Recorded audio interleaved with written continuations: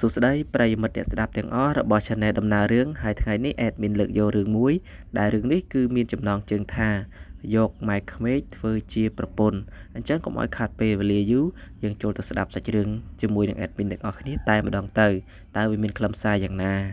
ហើយសាច់រឿងមួយនេះគឺខ្ញុំទទួលបានពីបងប្រុសម្នាក់ដែលគាត់សូមមិនបញ្ចេញឈ្មោះពិតរបស់គាត់ទេហើយខ្ញុំសូមដាក់ឈ្មោះខាងក្រៅឲ្យគាត់តែម្ដងទៅដើម្បីឲ្យស្រួលហៅនៅក្នុងសាច់រឿងតែគាត់នឹងមានឈ្មោះថាវឿងនឹងគឺគាត់មានអាយុ35ឆ្នាំ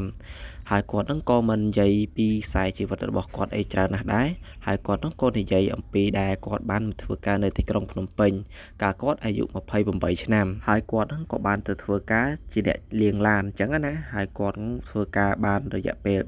3-4ខែគាត់ក៏បានជួបនឹងនារីម្នាក់គឺដែលជាអតីតប្រពន្ធរបស់គាត់អញ្ចឹងណាហើយគាត់ក៏បានជួបចឹងទៅគាត់ក៏តាមញ៉ែសុំលេខសុំអីតាមញ៉ែចឹងទៅក៏បានយកគ្នាធ្វើជាសង្សាររហូតបានដល់2ឆ្នាំហើយពួកគាត់ទាំងពីរហ្នឹងក៏បានរបៀបថាគាត់គ្រប់តាមប្រពៃណីចឹងណា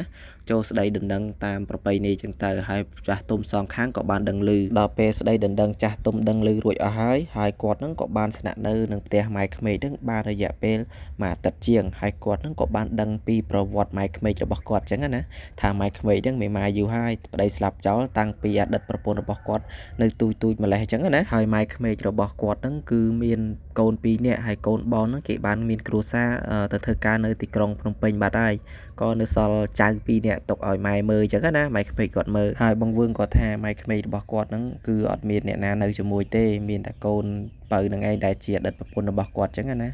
ចឹងមានតែ2នាក់ចៅហើយមើលថែចៅហើយនឹងក៏មានអ្នកខេងខាងអ្នកភូមិអ្នកផងរបងជាមួយចឹងណាជួយយកអាសាម៉ែក្មេកគាត់ទៅវិញទៅមកចឹងពេលឈឺយប់ប្រលប់ឈឺស្កាត់អីចឹងទៅបងវឿងគាត់ថាពេលហ្នឹងស្ដាប់ប្រវត្តិម៉ែក្មេកទៅមានអារម្មណ៍ថាណានិតម៉ែក្មេកពេលដែលគាត់នៅម្នាក់ឯងចឹងណាហ្នឹងហើយម៉ែក្មេកហ្នឹងគាត់បានប្រាប់ថាចេះបើការហើយគាត់នឹងចែកដីស្រែដីអីចឹងណាដើម្បីធ្វើស្រែធ្វើស្រូវ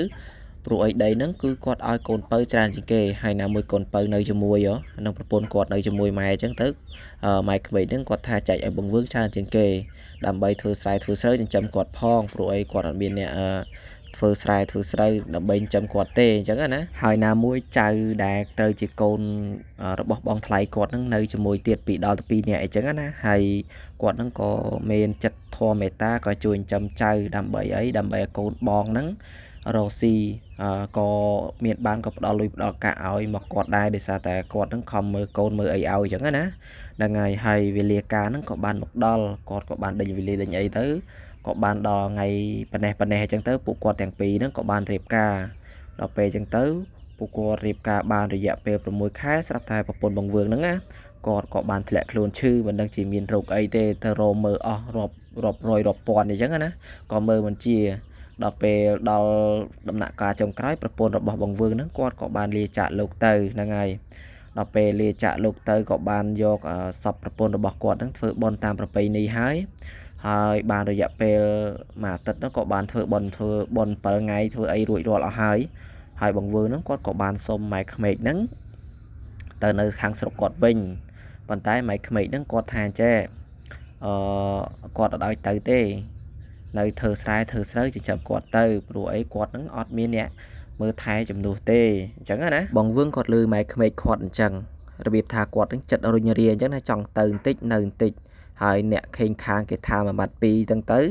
ហើយណាមួយបងថ្លៃក៏ហាមឃាត់ឲ្យនៅគាត់ក៏ព្រមនៅគាត់ក៏នឹកឃើញថា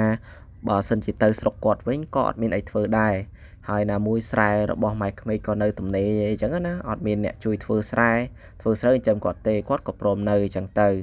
ប្រពន្ធគាត់ស្លាប់បានរយៈពេល1ឆ្នាំជាងអញ្ចឹងណានៅថ្ងៃមួយ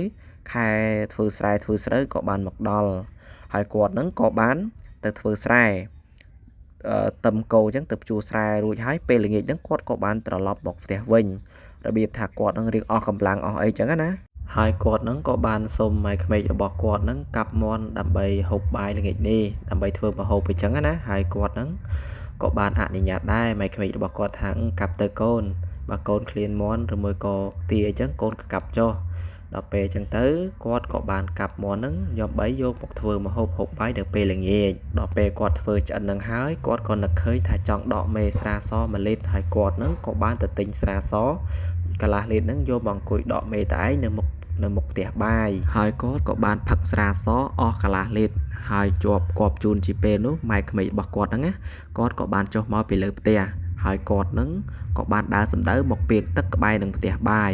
បងវឿងគាត់ថាពេលហ្នឹងម៉ែក្មេករបស់គាត់ហ្នឹងអត់បានឃើញគាត់កំពុងតែផឹកស្រានៅក្នុងផ្ទះបាយទេពេលហ្នឹងបងវឿងគាត់ថាក៏ឃើញម៉ែក្មេកគាត់ហ្នឹងកំពុងតែមុជទឹកហើយក៏បញ្ចេញសាច់ខ្នងធ្វើឲ្យគាត់ហ្នឹងមានអារម្មណ៍ថាមើលម៉ែក្មេកយូរទៅ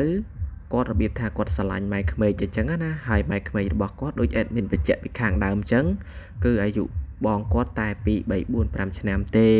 អញ្ចឹងបើយើងគិតជាសាច់ដតីត្រូវហៅបងស្រីហើយណាមួយគាត់បានកូនរបស់គាត់អញ្ចឹងទៅគាត់ក៏ហៅម៉ែអញ្ចឹងទៅដល់ពេលគាត់ផឹកអស់កន្លះលីត្រហើយគាត់ក៏បានដើរទៅទិញស្រាសកន្លះលីត្រទៀតអញ្ចឹងពេលហ្នឹងគាត់ផឹកបានតែកន្លះដបទេហើយគាត់ហ្នឹងក៏បាននឹកឃើញពេលដែលម៉ែក្មេកគាត់នឹងចុះមកមួយទឹកហើយគាត់នឹងក៏បានមានអារម្មណ៍ថានឹកឃើញរបៀបថាក្តៅខ្លួនអីចឹងណាហើយគាត់នឹងក៏បានសម្រេចចិត្តឡើងទៅលើផ្ទះគាត់ក៏បានដើរសំដៅទៅមុងកន្លែងម៉ែក្មេកគាត់គេងដល់ពេលចឹងទៅគាត់ក៏និយាយត្រង់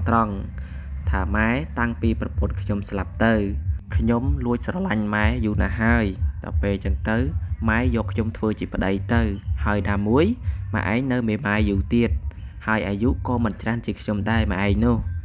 ពេលបងវឿងនិយាយអញ្ចឹងហើយស្រាប់តែម៉ែក្មេករបស់គាត់នឹងក៏បាននិយាយថាដូចជាមិនកើតទេអីព្រោះខ្លាចខ្មោចនៅក្នុងដីខឹងសបាបងវឿងគាត់និយាយថាមិនអីទេម៉ែអើយបើម៉ែឯងនៅមេម៉ាយនៅមេព្រៅយូរបើម៉ែឯងមិនយកខ្ញុំធ្វើជាប្តីចុះពីដំបងឡើយហេតុអីក៏ម៉ែឯងហ្នឹងខាត់ខ្ញុំឲ្យនៅធ្វើស្រែធ្វើស្រូវនៅចិញ្ចឹមម៉ែឯងអញ្ចឹងខ្ញុំត្រឹមជាសាច់ដតីតើហេតុអ្វីក៏ម៉ែឯងខាត់ខ្ញុំដល់ពេលពាក្យលូកលោមរបស់បងវឿងនិយាយចុះនិយាយឡើងចឹងទៅស្រាប់តែម៉ែក្មេកហ្នឹងក៏អនុញ្ញាតឲ្យគាត់ហ្នឹងមានអីជាមួយនឹងគាត់ហើយគាត់នឹងក៏បានយកគ្នាធ្វើជាប្តីប្រពន្ធក្នុងពេលនោះតែម្ដងទៅពេលដែលពួកគាត់យកគ្នាធ្វើជាប្តីប្រពន្ធបាន2 3 4 5ថ្ងៃស្រាប់តែអ្នកខេងខាងអ្នកភូមិផងរបងជាមួយនឹង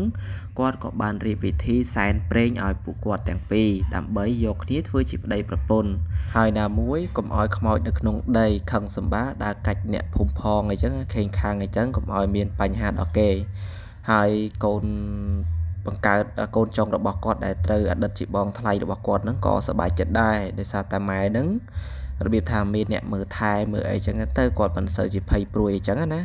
ហ្នឹងហើយសាច់រឿងរបស់យើងគឺមានតែប៉ុណ្្នឹងឯងហើយខ្ញុំបាទក៏សូមអរគុណដល់ពុកម៉ែបងប្អូននិងប្រិយមិត្តដែលបានតាមដានស្ដាប់រឿងនេះតាំងពីដើមរហូតដល់ចប់ខ្ញុំគ្មានអ្វីទេក្រៅពីម្រាមដៃ10ក៏សូមជូនពរពុកម៉ែបងប្អូននិងប្រជាជនខ្មែរទាំងអស់ធ្វើដំណើរតាមដងផ្លូវសូមឲ្យមានសុខសុវត្ថិភាពទាំងផ្លូវទៅទាំងផ្លូវមកហើយខ្ញុំអេដមីនដំសូមអរគុណនិងសូមគោរពលាជួបគ្នានៅវីដេអូក្រោយៗទៀតបាយបាយ